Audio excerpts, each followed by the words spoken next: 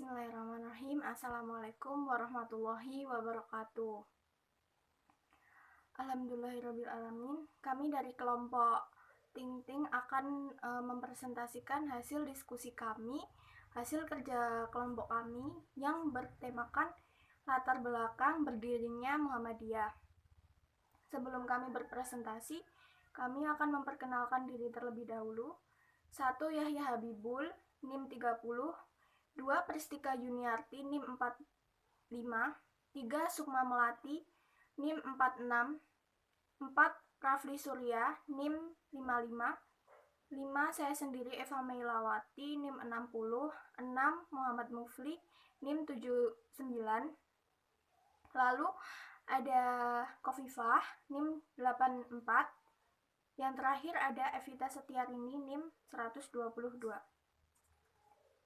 Selanjutnya di sini saya akan menjelaskan terkait tentang latar belakang berdirinya Muhammadiyah. Di sini dapat dijelaskan dengan dua faktor, yaitu faktor subjektif dan faktor objektif. Faktor subjektif sendiri tersebut adalah faktor yang berkaitan dengan pribadi Ahmad Dahlan. Lalu faktor objektif, yang dimaksud dengan faktor objektif adalah fakta-fakta real yang terjadi yang menimpa umat dan kebangsaan Indonesia. Faktor objektif ini dapat dibedakan menjadi dua, yaitu internal dan eksternal. Selanjutnya akan dilanjutkan oleh teman saya. Melanjutkan dari teman saya, yang dimaksud faktor subjektif itu adalah faktor yang berkaitan pribadi Ahmad Dahlan, bahwa beliau sebagai pendiri Muhammadiyah pada saat itu dianggap memiliki karakteristik yang khas. Salah satunya sebagai ulama dan intelektual muslim yang relatif cerdas pada zaman tersebut. Selanjutnya memiliki kepekaan sosial yang tinggi, cepat mendiagnosa penyakit umat dan menentukan terapinya. Selanjutnya sebagai ulama bertipe ulama praktis, bukan ulama teoritis. Beliau juga terpengaruh oleh pemikiran para tokoh pembaharu Islam, khususnya dari kawasan Timur Tengah. Kemudian yang selanjutnya yaitu faktor objektif. Yang dimaksud dengan faktor objektif adalah fakta-fakta real yang terjadi dan menimpa umat dan bangsa Indonesia. Faktor objektif ini dibedakan menjadi dua, yaitu dari segi internal dan dari segi eksternal. Nah, dari segi internal yaitu seperti kondisi umat Islam Indonesia pada saat itu secara umum adalah rendah pemahamannya terhadap ajaran agama Islam. Kemudian yang kedua, keterbelakangan umat Islam dan bangsa Indonesia adalah akibat penjajahan, dan penjajahan ini juga mengakibatkan umat Islam dan bangsa Indonesia menjadi bodoh dan miskin. Kemudian yang ketiga, lembaga pendidikan khususnya umat Islam di Indonesia di samping secara akademis tidak memenuhi syarat sebagai lembaga pendidikan yang modern, juga tidak berpotensi ke depan yang bersifat problem solver terhadap berbagai tantangan yang sedang dihadapi umat Islam dan bangsa Indonesia pada saat itu. Dari segi eksternal, satu, kondisi Indonesia pada saat itu dijajah oleh Belanda, yang mana bangsa yang telah terjajah adalah bangsa yang rendah harga dirinya dan miskin. Kedua, penjajah Belanda bukan hanya menjajah, tetapi juga menyiarkan ideologi agama, yakni agama Kristen. Yang ketiga, sedang tren yang namanya kebangkitan umat muslim.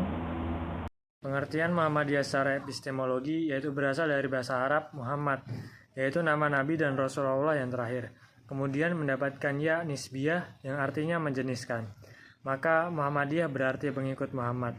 Adapun secara terminologi, Muhammadiyah adalah gerakan Islam dakwah amar ma'ruf nahi munkar, berakidah Islam dan bersumber pada Al-Quran dan Sunnah. Didirikan oleh Kiai Haji Ahmad Dahlan pada tanggal 8 Zulhijjah 1330 Hijriah, bertepatan dengan tanggal 18 November 1912 Miladiyah di kota Jogja. Tokoh-tokoh penting Muhammadiyah. 1. Kiai Haji Ahmad Dahlan. 2. Kiai Haji Ibrahim. 3. Kiai Haji Hisham. 4. Kiai Haji Mas Mansur. 5. Ki Bagus Hadikusumo. 6. Siti Walidah. Perkembangan pergerakan kemuhammadiyahan, perkembangan secara vertikal, yaitu perluasan organisasi Muhammadiyah ke seluruh penjuru tanah air yang diorganisasikan dari tingkat pusat, wilayah, daerah, cabang, dan ranting Muhammadiyah.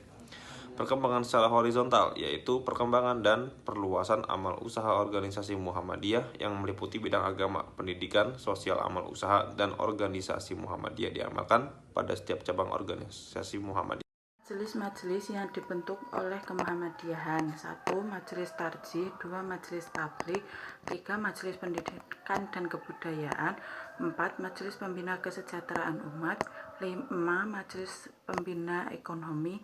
6. Majelis Wakaf dan Kehartabendaan. 7. Majelis Pustaka. 8. Majelis Pendidikan Tinggi, Penelitian dan Pengembangan. Selanjutnya, perkembangan Muhammadiyah di bawah para penerus. Yang pertama ada Kiai Haji Ibrahim. Muhammadiyah berkembang di luar tanah Jawa, terkhususnya Minangkabau. Keputusan mengadakan sholat id di lapangan dan mengganti tanggal administrasi dengan tanggal Hijriah dalam Kongres Muhammadiyah ke-15. Didirikannya beberapa sekolah yang dikelola oleh Muhammadiyah. Yang kedua ada Kiai Haji Hisham, yaitu memajukan pesat ketertiban administrasi dan organisasi. Perkembangan sekolah Muhammadiyah. Yang ketiga ada Kiai Haji Mas Mansur, yaitu membuat Muhammadiyah menjadi salah satu organisasi paling penting kaum muslimin di Indonesia.